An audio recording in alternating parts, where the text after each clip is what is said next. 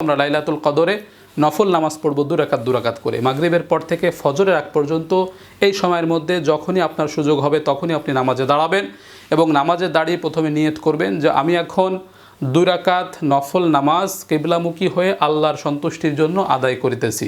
এতটুকু কথা অন্তরে সংকল্প থাকলে নিয়ত হিসেবে যথেষ্ট হবে, আর কোনো অতিরিক্ত শব্দ যোগ করতে হবে না। এইভাবে নিয়ত করে আল্লাহু আকবার বলে দাঁড়িয়ে যাবেন, সানা পড়বেন সুবহানাকাল্লাহুম্মা অথবা আল্লাহুম্মা বাঈদ বাইনি।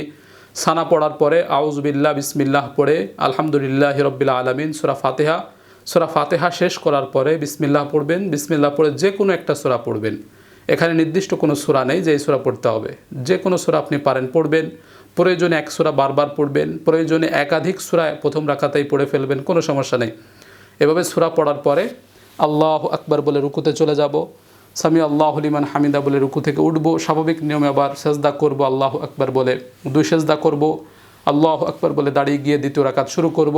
শুরুতে আমরা বিসমিল্লাহ পড়ব, বিসমিল্লাহির রহমানির রহিম পড়ে সূরা ফাতিহা পড়ব আলহামদুলিল্লাহি রাব্বিল আলামিন। সূরা ফাতিহা শেষ করার পরে আবার বিসমিল্লাহ পড়ে যে কোনো একটা সূরা পড়ব, একাধিক সূরাও পড়তে পারি বা এক সূরা বারবারও পড়তে পারি। এভাবে সূরা পড়ে আবার আমরা আল্লাহু আকবার বলে রুকুতে চলে যাব, এরপরে সেজদা করব, 2 সেজদা করে বৈঠকে বসে যাব, তাশাহুদ পড়ব আত্তাহিয়াতু লিল্লাহি, এরপরে দুরূদ শরীফ পড়ব, এরপরে দোয়া মাসুরা পড়ব, এরপরে সালাম ফিরাবো, আসসালামু আলাইকুম রাহমাতুল্লাহ, আসসালামু আলাইকুম রাহমাতুল্লাহ। এই যে হয়ে গেল লাইলাতুল কদরের নফল নামাজ।